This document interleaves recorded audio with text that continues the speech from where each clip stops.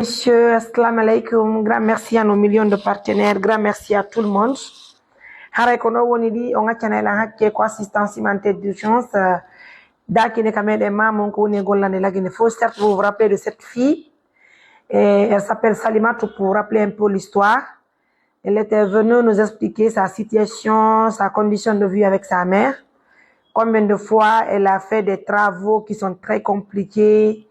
Voilà, pour juste soutenir sa mère qui est malade, qui est aveugle. Aujourd'hui, elle a eu la chance d'être au compte de l'ONG Assistance Humanitaire d'Urgence. Vous vous rappelez d'elle déjà.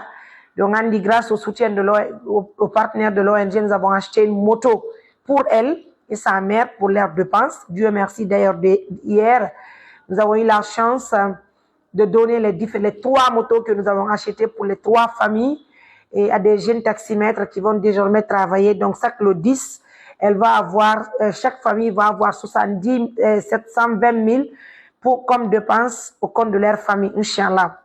Donc, au compte de l'ONG, je voulais dire. Donc, c'était juste une façon de rappeler comment on s'est rencontrés et c'était justement aussi vous rappeler de qui il s'agit, quoi, en quelque sorte. En tout cas, grand merci à tout le monde. Et vous vous rappelez aussi, Salimatou, on voulait que Salimatou soit l'épouse de l'enfant de Téliko. Mais à travers sa mine, malgré que c'est elle qui avait souhaité son mariage, donc certains partenaires ont cru que c'est moi qui étais là en train de la forcer. Donc pour son mariage, tout déjà s'est passé, parce que quand on s'est marié avec une autre épouse, alhamdoulilah, tout se passe très bien. Donc pour aujourd'hui encore, rappelez-vous qu'il y a plusieurs personnes qui nous suivent de près ou de loin. D'ailleurs, il y a aussi, comme je le disais, c'est pas simplement les Guinéens qui nous suivent. Il y a aussi des Sénégalais, il y a des Nigériens, il y a des Camerounais, il y a aussi des Maliens, il y a aussi il y a même des Arabes qui nous suivent, des Turcs qui nous financent, des Belges également. Donc, c'est à l'occasion, c'est à travers nos différentes activités que ce monsieur en question, monsieur Oumar Ba, voilà, communément appelé monsieur Oumar Ba, et qui d'ailleurs est partenaire à cette organisation, et m'a fait comprendre que vraiment depuis qu'il a vu Salimatou dans les différentes émissions, Salimatou a marqué en tout cas son attention. Et franchement, il dit qu'il ne connaît pas Salimatou profondément, mais sa façon de voir les vidéos que Salimatou a réalisées avec nous, il pense que celle-là peut être son épouse. Et donc très rapidement, j'ai échangé avec lui, je lui ai dit que je ne suis pas à la place de Salimatou, mais comme déjà Salimatou est au compte de l'ONG, tout ce qu'on va faire, on le fera avec les partenaires. Donc je ne veux pas faire les choses à huis clos. Mais néanmoins, il m'apprend qu'il est peu sénégalais. C'est un monsieur Oumar Ba, donc ses parents se trouvent au Sénégal. Lui, personnellement, il n'est pas en Guinée, il est basé en Italie. Que cela ne tienne. Donc j'ai fait appel à Salimatou, je vais l'expliquer tout de suite. En même temps, je vais lui donner le premier cadeau qui est venu de l'Italie. Et on va voir qu'est-ce qu'il y a de faire pour la suite. En tout cas, nous souhaitons tout simplement une bonne chance à Salimatou et ainsi de suite à toutes les femmes qui doivent se marier. Hein. L'essentiel, c'est de trouver un endroit idéal, de trouver la paix du cœur, surtout un amour paisible. Ce qui est important dans les relations. Et jam.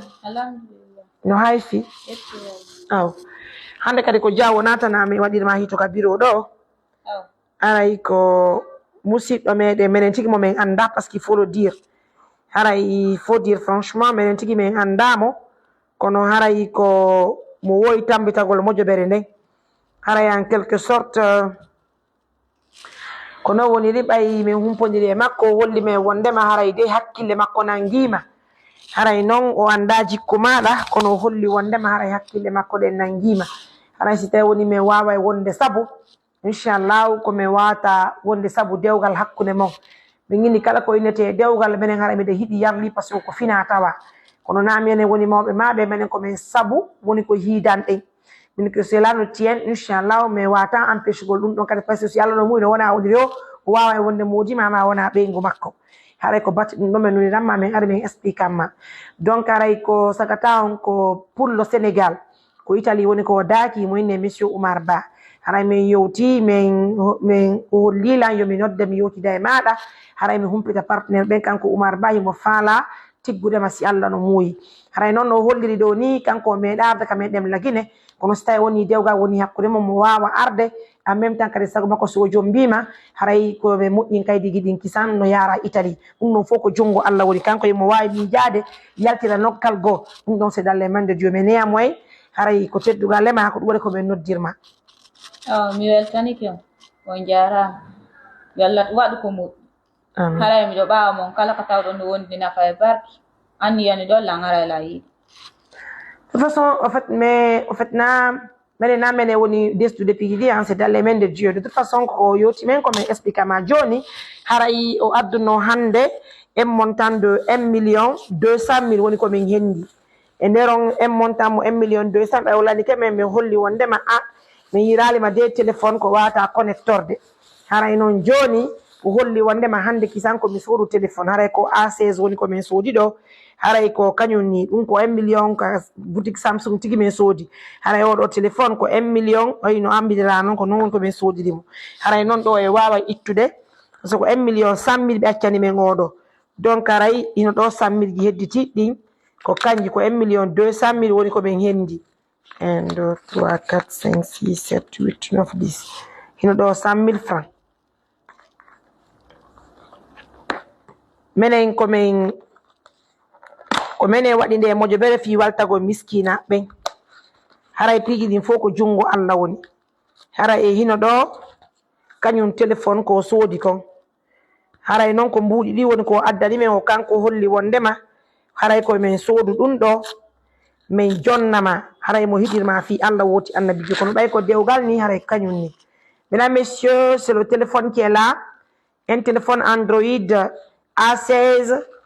Donc, j'ai reçu cet argent et j'ai acheté le téléphone. C'est le téléphone qui est là.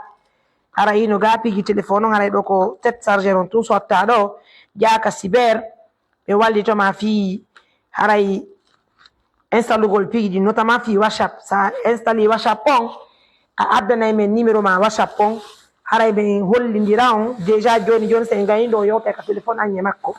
Haray noon komi wata wattude ɗo musidɓe ɗo mi holliri on ni min tigi mi anda sagata on kono ɓay ko fi dewgal o hollilam eno téléphone o haray ɓay ko fi dewgal o hollilam mi wawata resutugol piiji ɗin kono mi watta e ɗon kadi waaju ɗo e mi hombude yewtere nde haray woni hay siɗa andi sagata si on tigi no falama jombude haray ko sérieux on wonta hakkude moɗon haray ta goto susodire mbuuɗi ko go'o ɗin menguel par ce que e wonda e suudu an kayo Allah dandu si on tigi adi landade ma vidéo ji ɗi Allah hiɗa yallaki haray menen ka mojoɓe ga men newnanama ya naɓude ɗin ɗo par ce que yo Allah dandu sa naɓi men humpitaki aray ya andu si goɗɗo yaltoyi to wona minen woni sabu immel ngel kadi kala ko yotto on hajji ɗan ko yowdiri ko e desal ngal hara on tigi wonali miilano yo Allah dandu si goɗɗum ngo yaltoyi ton haray piiji ɗin no wawi wadde ɗum en tout cas il faut se protéger très bien il faut parler de l'essentiel ɓaytu on tigi inni ko fi dewgal faala haray tabite ka fi dewgal ɗon yewton essentiel on d'ailleurs taw so yewti tawi hi an kadi fima welimo haray joni lantan ini on wawa accude pigiɗi hakkude amen e maɓɓe mi wawa gérugol ko ɗum noon ɓuuri e moƴƴude yo Allah dandu so tawi woni on dérapi piiji gonon ton so tawi woni en tout cas ko reedago ko ɓuuri e moƴƴude nani bien donc ko kañum téléphone on o jonni men yomin jonni o téléphone ɗo donc monsieur Ba vous allez voir certainement la vidéo alhamdulillah. J'ai reçu les 1 200 000 justement, j'ai envoyé l'équipe pour acheter le téléphone à 1 100 000 et les 100 000 francs je l'ai aussi remis hein. Donc elle va tout de suite aller dans un cyber, elle va créer ses différentes ses comptes notamment WhatsApp et autres et juste après elle va m'envoyer son numéro WhatsApp et moi je veux faire envoyer le numéro mais néanmoins et je vous demande aussi courage et bonne chance à tout un chacun qu'Allah protège tout le monde sans exception et qu'Allah réalise son mariage. Si toutefois il y a de la bénédiction, il y a la paix, qu'Allah vous facilite les choses. En tout cas, assistance humanitaire d'urgence est là pour tout le monde et pour tout un chacun. Encore une fois de plus, grand merci de la confiance, de la fidélité. Donc prenez bien soin de vous. Quand nous m'attendons à la min mi weltanike Allah mi weltanike on ɓay ko no woni sabu ha no nde moƴƴere dow fof min heewi yo Allah wala noon taw ko dewgal moƴƴungal haray mi weltanike on Musidɓe barka mon, grand merci à tout le monde. On m'a blessé, prenez bien soin de vous.